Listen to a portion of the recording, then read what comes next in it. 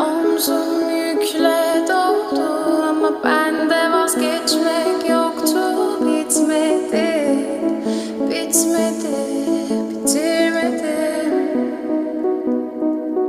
Ben özel değilim ya da öyle bir şey, ama sen varken hep böyle hissettim, böyle hissettim. Yanan her şey